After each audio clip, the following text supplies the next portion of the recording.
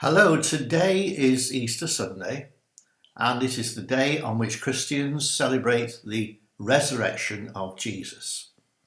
And I want to just read a little bit from John chapter 20, which is in the Passion Translation, about that first early Sunday morning. On that first early Sunday morning, before sunrise, Mary Magdalene made her way to the tomb. And she discovered that the stone which blocked the entrance to the tomb was moved away. Running as fast as she could, she went to tell Peter and the other disciple, that's John himself who's writing this. She told them, they've taken the Lord's body and I don't know where it is. I don't know where they put it. And Peter and John jumped up and ran to the tomb to go and see for themselves. They started out together, but the other disciple, that's John, outran Peter and reached the tomb first. He didn't enter the tomb, but peeked in and just saw the linen cloths. Then Peter, coming behind him, went right in the tomb and noticed the linen cloths lying there. And then John, who had reached the tomb first, went in. And after one look, he believed. Now that's important to notice. For until then, they hadn't understood the scriptures that prophesied that he was destined to rise from the dead. Puzzled, Peter and the other disciple, that's John again, left and went back to their homes. Mary arrived back at the tomb, broken and sobbing. This is verse 11.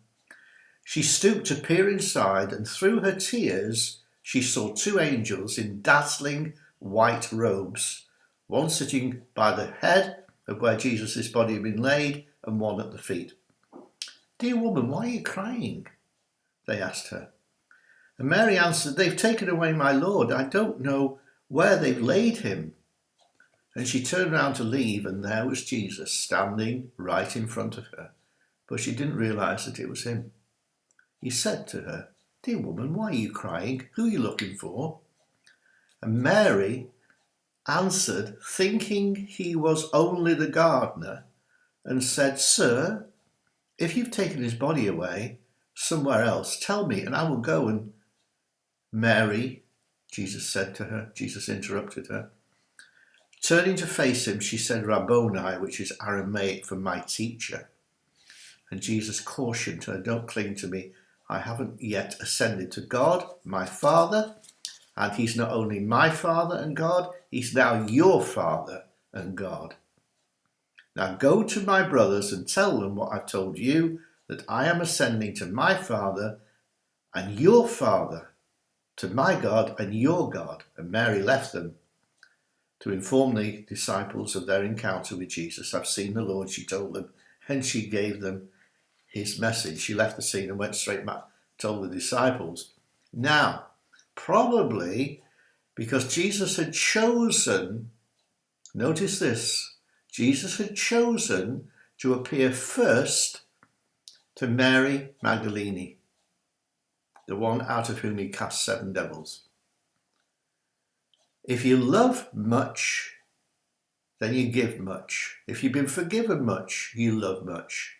And Mary, she'd been forgiven of prostitution. She was a common prostitute. And you love much because you've been forgiven. And Mary knew how much she'd been forgiven. Now, that same evening, the disciples were locked away, frightened about the Jewish leaders who would come and get them as well and crucify them. And Jesus appeared amongst them. The doors were closed, and he said, peace. And he showed them his hands and the wounds of his side. And they were overjoyed to see the Lord with their own eyes. Then reading down a little bit, one of the 12, however, wasn't present when Jesus appeared to them. It was Thomas, whose nickname was the twin. So the disciples informed this man, Thomas, we've seen the Lord with our own eyes. Still unconvinced, Thomas replied, there's no way I'm going to believe this unless I personally see the wounds of the nails in his hand, touch them with my finger, and put my hand into the wound of his side. 8 days later, Thomas and all the others were in the house together. Even though all the doors were locked, Jesus suddenly stood before them. "Peace," he said. And looking into Thomas's eyes, he said, "Put your finger here, into the wounds in my hand, and put your hand into my wounded side. Thomas, don't give in to your doubts any longer. Just believe."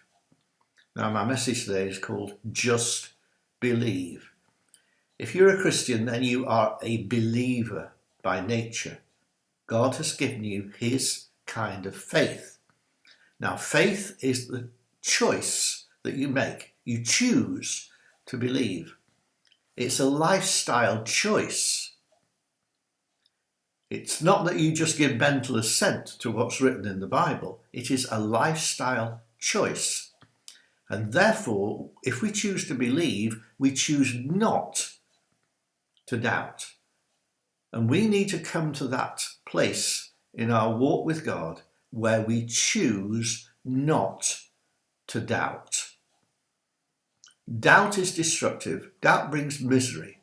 Thomas was probably the most miserable of the disciples because he'd missed Jesus and he wasn't a happy camper. But when he saw Jesus himself and put the finger in his hand and his hand in the side, he believed. Now we need to believe the gospel and believe to the sense and to the extent that it changes our method of living, our way of living. Because we should live as believers. Whatever you're facing today, live as a believer. Believe that God is going to bring you out of it. Believe God's going to prosper you, make you healthy and happy, and that you're going to fulfill the destiny and the call that he's put on your life. So my message today is, if you're a Christian, be a believing Christian. Amen. Happy Easter to you. God bless you. Bye-bye.